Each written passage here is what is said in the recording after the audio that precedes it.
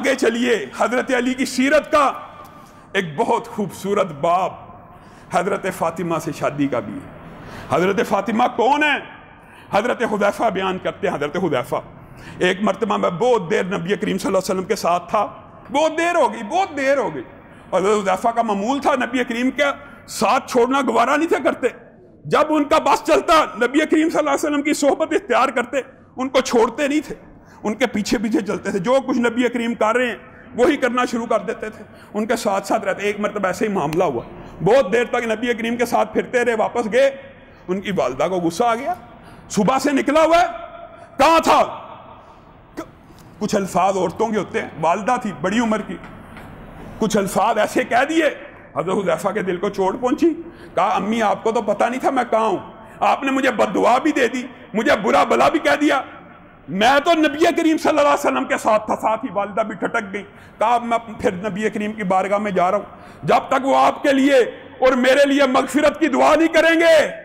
دیکھیں غیر ارادی طور پہ، غیر فطری طور پہ، بغیر عصیان کی نیت سے، بغیر نافرمانی کی نیت سے والدہ نے چند الفاظ کیے، بیٹا تڑپ اٹھا کہ کہیں نبی محترم کی صحبت کے بارے میں جو الفاظ کہے ہیں ان کی وجہ سے میری والدہ کی پکڑ نہ ہو جائے، تڑپ کے نکل گئے، اور تم ایسے بے ضمیر ہو، نبی کریم صلی اللہ علیہ وسلم کے صحابہ کے بارے میں زبانوں کو دراز کرتے ہو اور تمہارا ضمیر نہیں جاگتا۔ ابھی والدہ نے کچھ نہیں کہا، حضرت حذیفہ تڑپ اٹھے ہیں، نبی کریم کی بارگاہ میں آئے، کہا آقا میرے لیے اور میری والدہ کے لیے مغفرت کی دعا کیجئے۔ نبی کریم نے کہا جب تو آیا تھا تو نے ایک بندہ میرے ساتھ دیکھا؟ ہاں دیکھا تھا۔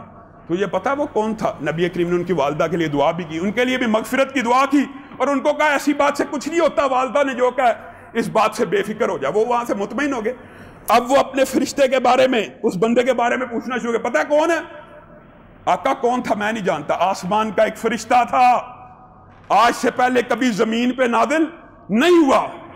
اچھا آقا کوئی اہم پیغام لے کے آیا؟ ہاں بہت اہم پیغام لے کے آیا ہے، مجھے خوشخبری سنا کے گیا ہے، اور وہ خوشخبری حضرت فاطمہ کی عظمت کے اوپر کتنی بڑی دلیل ہے۔ کیا کہہ کے گیا آقا آپ کو؟ کہہ کے گیا ہے حسن اور حسین جنت کے نوجوانوں کے سردار ہیں اور فاطمہ جنت کی عورتوں کی سردار ہیں۔ یہ وہ فاطمہ ہیں جن کے بارے میں، اور دکھ کی بات پتہ کیا؟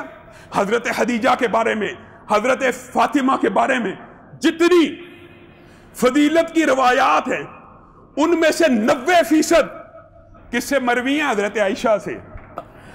حضرت خدیجہ کی جتنی فضائل کی روایات ہیں کس سے مروی ہیں؟ حضرت عائشہ سے۔ تم نے ان کی لڑائی بنائی ہوئی ہے۔ حضرت فاطمہ کی فضیلت کی جتنی روایات ہیں کس سے مروی ہیں؟ حضرت عائشہ سے۔ تم نے لڑائی بنائی ہوئی ہے۔ لڑائی ہوتی تو ان کی فضائل کو بیان کیا جاتا۔ حضرت عائشہ کہتی ہیں فاطمہ اتنی عظیم عورت تھی، فاطمہ کی اپنے والد سے اس قدر مشابہت تھی کہ میں نے مردوں میں بھی کسی مرد کو رسول اللہ کے اتنے مشابہت لگتے ہوئے نہیں دیکھا۔ خود واقعہ بیان کرتی ہیں، دونوں کا اٹھنے کا انداز، گفتگو کرنے کا انداز، بولنے کا انداز، بیٹھنے کا انداز ایک ہی جیسا تھا۔ میں نے اپنی آنکھوں سے دیکھا کہ نبی کریم صلی اللہ علیہ وسلم کے پاس فاطمہ پروقار تمکنت سے دھیمے دھیمے انداز میں جس طرح رسول اللہ چلا کرتے ہیں ویسے آ رہی ہیں۔ رسول اللہ نے انہیں آتا دیکھا، اپنی نشست سے کھڑے ہوئے، ان کو مرحبا کہا، ان کو اہلاً و سہلاً کہا، ان کا استقبال کیا، ان کے ماتھے کو چوما، پھر جس جگہ بیٹھے تھے اس سے کچھ پیچھے ہٹے اور فاطمہ کو کہا آپ یہاں بیٹھیے۔ کہا فاطمہ کی اپنے باپ کے ساتھ ایسی مشابہت تھی، ایک دن وہ بھی آیا، رسول اللہ صلی اللہ علیہ وسلم فاطمہ کے گھر گئے، فاطمہ اپنی نشست پہ براجمان تھی، جس طرح رسول اللہ کھڑے ہوتے تھے ویسے کھڑی ہوئی، آگے بڑھی، رسول اللہ صلی اللہ علیہ وسلم کے ماتھے کو چوما اور رسول اللہ صلی اللہ علیہ وسلم کے لیے اپنی نشست کو حالی کیا۔ بعین وہی انداز، بعین وہی طریقہ جس طرح نبی کریم نے فاطمہ کو بٹھایا تھا، فاطمہ آج اپنے باپ کو اپنی نشست پہ بٹھاتی۔ یہ وہ فاطمہ ہے۔ لیکن ان کی شادی کا جو واقعہ ہے یہ بھی بڑا گستاخان صحابہ کے لیے، یہ جو فلسفہ پھیلایا ہوا ہے نا، اس کے اندر بھی سبق ہیں، عبرتیں ہیں۔ کتنی عبرتیں ہیں، اللہ کی قسم آپ کو پتہ ہے حضرت علی کا رشتہ فاطمہ کے لیے کون لے کے گیا تھا؟ تم نے کہانیاں بنائی ہوئی، تم نے من گڑت سٹوریاں بنائی ہوئی، ابو بکر و عمر نبی کریم صلی اللہ علیہ وسلم کے پاس جاتے ہیں، آپ کا بیٹا ہے، آپ نے خود پالا ہے، فاطمہ کی عمر بھی شادی کی ہے، آقا ہم علی کی طرف سے رشتہ لے کے آئے ہیں، تم نے ان کی لڑائی بنائی ہوئی علی سے، علی کا رشتہ نبی محترم کو پیش کون کر رہا ہے؟ حضرت علی نے پیش کیا۔ اور جاؤ تاریخ کی کتابیں اٹھاؤ، ہماری حدیث کی کتابوں کو تو تم مانتے نہیں، تم اپنی کتابوں کو اٹھاؤ، ابو بکر و عمر رشتہ لے کے آ رہے ہیں، نبی کریم نے کہا اس سے بات ہو گئی ہے؟ آقا ہمارے ذمہ داری ہے۔ اچھا اس کو بلاؤ۔ نبی کریم صلی اللہ علیہ وسلم کے پاس پیغام پہنچے، نبی کریم صلی اللہ علیہ وسلم نے چند لمحے بھی نہیں سوچا، کہا اس کو بلاؤ۔ علی آئے، تیرے پاس کیا چیز ہے؟ میرے پاس آقا کچھ بھی نہیں، میں تو آپ ہی کا بیٹا ہوں، آپ ہی نے پالا ہے، آپ نہ درہم و دینار سے شغف رکھتے ہیں، نہ میں درہم و دینار سے شغف رکھتا ہوں، نہ آپ کے گھر میں کوئی خزانہ ہے، نہ میرے گھر میں کوئی مال ہے۔ تیری ایک زرہ ہوتی تھی، ہے وہ زرہ ہے، جہاد کے لیے رکھی ہوئی، جا اس کو بیچ۔ آقا کس لیے؟ میں تجھے اپنی بیٹی فاطمہ کا رشتہ دیتا ہوں، وہ بیچ کے جتنے پیسے ہوں گے وہی فاطمہ کا مہر ہوگا۔ رشتہ مقرر کر دیا۔ آگے سنیے، کچھ دیر کے بعد حضرت علی نکل رہے ہیں بازار میں زرہ کو بیچنے کے لیے، ان کی کتابوں میں لکھا ہے۔ حضرت ابو بکر نے کہا رشتہ پکا ہو گیا؟ ہاں رشتہ تو پکا ہو گیا ہے، لیکن حق مہر کی ضرورت ہے۔ اچھا یہ زرہ بیچوں گا، میں تجھے 120 درہم دیتا ہوں۔ کس قدر محبت کرنے والے ہیں کہ علی کا نکاح نبی کی بیٹی سے ہو جائے، زرہ مجھے بیچ دے، جو 10-20 درہم کی زرہ ہے میں تجھے 120 درہم دیتا ہوں۔ حضرت عمر اوپر سے آگے، میں تجھے 240 درہم دیتا ہوں۔ حضرت علی مسکرانا شروع ہو گئے، تھوڑا سا آگے گئے، کہا میں بازار سے ہو کے آتا ہوں، میں اس کی قیمت لگوا کے آتا ہوں۔ حضرت عثمان آ رہے ہیں، ان کے ساتھ دشمنی کی، ان کے ساتھ فتنوں کی، ان کے ساتھ لڑائیوں کی داستانیں بنائی ہوئی ہیں۔ علی کہاں نکلے ہو؟ اپنی زرہ بیچنے کے لیے نکلا ہوں۔ حضرت عثمان کے کلیجے کو چوٹ پہنچی، کیوں بیچتے ہو؟ نبی کی بیٹی سے شادی ہونی ہے، حق مہر ادا ہونا ہے۔ حضرت عثمان کی صحابت پہ بندہ قربان جائے، اللہ کی قسم زرہ کی کیا ویلیو ہو سکتی ہے؟ ابو بکر و عمر نے بھی اصرار کیا، 10-20 درہم کی زرہ کی قیمت 240 لگائی۔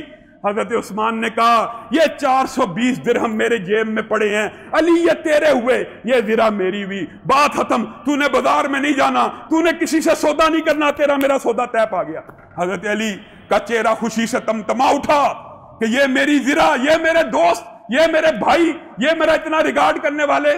حضرت علی واپس مڑے، حضرت عثمان نے کہا رک جا، ٹھہر جا، واپس پلٹ، تیرا میرا سودا طے ہو گیا، تیرا منہ ادھر کو ہو گیا تھا، میں ادھر کو چلا گیا، سودا طے ہو گیا، 420 درہم بھی رکھ، آج کے بعد یہ زرہ بھی رکھ، جہاد تو کرے گا، جنگ تو لڑے گا، ثواب عثمان کو بھی ملے گا۔ یہ صحابہ ہیں، ان کی آپس میں یہ محبت کی داستانیں ہیں۔ پھر بات آئی ہے، کہنی چاہیے، معاشرے کے اندر جو گندے فلسفے معاشرے میں پھیلے ہوئے، جہیز کے، برات کے، یہ کہاں سے آئے ہیں؟ یہ اللہ کی قسم پاک و ہند بر صغیر کی لعنتیں ہیں، جو اسلام قبول کرنے کے باوجود ہم ان سے چھٹکارا نہیں پا سکے۔ پوری ذخیرہ حدیث کو اٹھائیے، پورے ذخیرہ حدیث کو اٹھائیے، ایک حدیث کے اندر بھی آپ کو بارات کا لفظ نہیں ملے گا۔ کس کا ملے گا؟ ولیمے کا۔ برات کا لفظ ہی ذخیرہ حدیث میں موجود نہیں ہے۔ ہمارے معاشرے میں برات کا کھانا لڑکی والوں کے لیے اتنا بڑا عذاب ہے، اللہ کی قسم بعض لڑکیوں کی شادیاں اس وجہ سے نہیں ہوتی، 15-15 20-20 لاکھ کا جب بچیاں شادی اٹینڈ کر کے آتی ہیں، برات آئی تھی، اتنا بڑا فنکشن ہوا، اتنا بڑا میرج ہال تھا، اتنا بڑا ان کا استقبال تھا، ساری زندگی پھر شادی کی امید اور آس لگائی بیٹھی رہتی ہیں۔